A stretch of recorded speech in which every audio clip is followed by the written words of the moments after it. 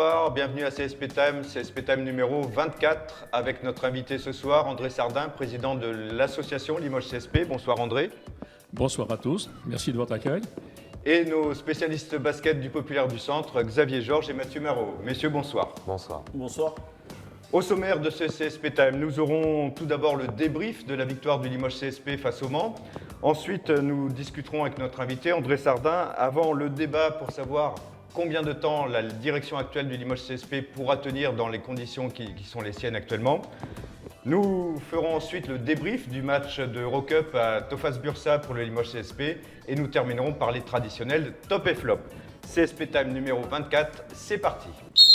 C'est donc le premier quart-temps et on attaque avec cette victoire, ce succès un peu inespéré de Limoges CSP au Mans, une victoire 68-60. Alors Xavier, tu étais l'envoyé spécial du Populaire du Centre.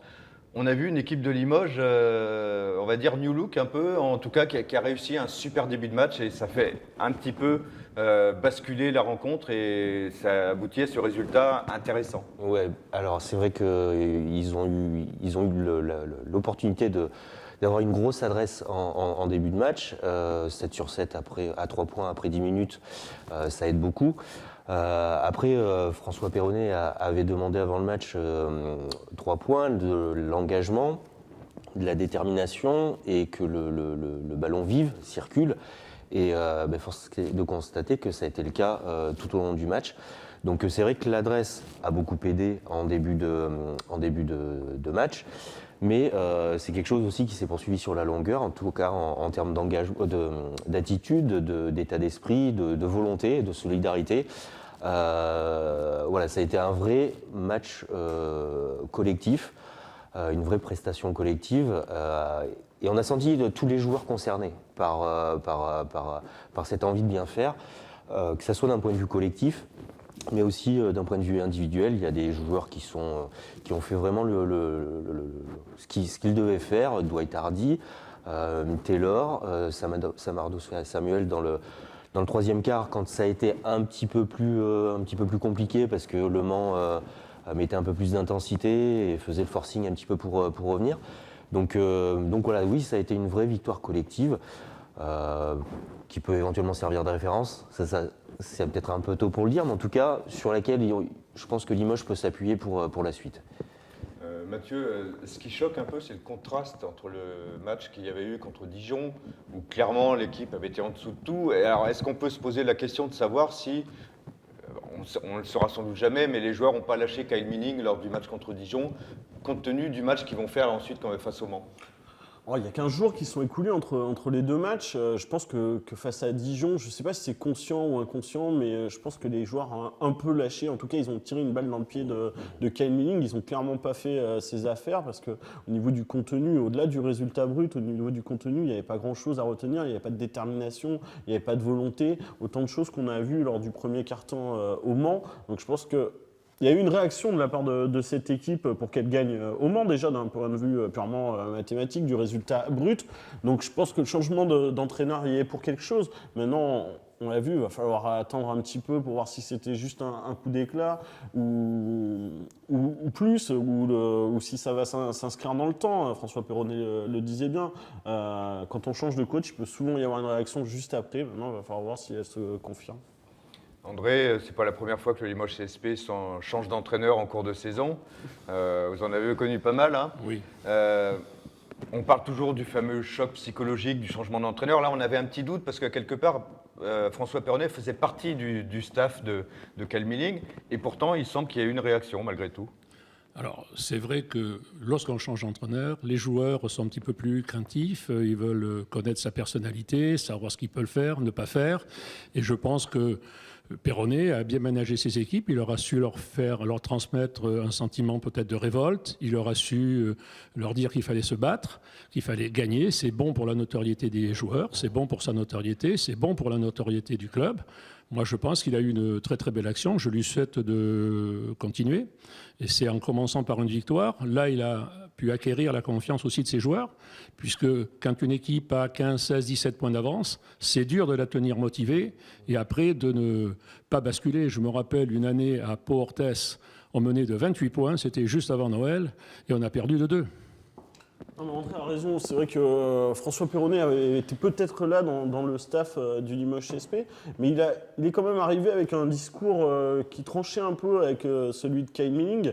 C'est pas pour remettre en cause ce qu'a fait Kyle Milling, mais il y a une vraie. Ce ne sont pas du tout les deux mêmes hommes. Kyle Milling laissait beaucoup plus de liberté à ses joueurs. François Perronnet, c'est un gros travailleur, quelqu'un de rigoureux, et je pense qu'il les a mis au travail très rapidement. Il a eu un discours pour les motiver, et donc du coup il a apporté du sang neuf, même s'il était déjà là dans le staff avec Kyle Milling, il a quand même apporté quelque chose de nouveau. C'est une personnalité au moins différente. Ce qui est intéressant au Mans, c'est que ça a été très cadré. C'était pas du hurrah basket où on file la balle à celui qui est mieux démarqué et puis on tire à 3 points. Il y avait des systèmes qui étaient bien annoncés et on sentait qu'il y avait une volonté d'aller au bout de ces systèmes. Donc on a senti quand même un truc qui était vraiment Collectif un peu plus abouti. abouti, je sais pas, mais en tout cas c'était Par rapport vraiment. à ce qu'on avait, on avait Ouais, rien. Ça fait donc, 15 jours quand même non, que mais François bon, Perronnet a installé un collectif au Limoges Non, mais CSP, c'était vraiment très cadré, quoi. On sentait qu'il y avait quelque chose de bien net. Après, le chiffre qui parle, c'est 60 points. 60 points marqués par Le Mans, une équipe qui est quand même championne de France, même si c'est plus la même équipe que celle qui a été sacrée championne de France au mois de juin l'année dernière. Cette année, l'année dernière, ce sera bientôt. Est-ce que l'impact de Taylor, qui était attendu comme un booster défensif, a pesé dans ce résultat? Je pense qu'il y a deux choses. Il y a déjà le fait que Le Mans, de son côté, a été exécrable au niveau de l'adresse. Ils se sont sentis perdus à un moment. Alors, le fait que Limoges débute bien, ça les a mis un petit peu sur le reculoir, un petit peu dans les cordes. Donc, ils ont cherché des solutions. Donc, voilà, c'est parti sur de l'adresse, mais ça rentrait pas du tout. Donc ça, c'est un premier point. Après, oui, un gars comme Taylor, on a senti qu'il avait du métier, qu'il avait de la bouteille, et qu'il a apporté un petit peu justement au fait que les choses étaient cadrées.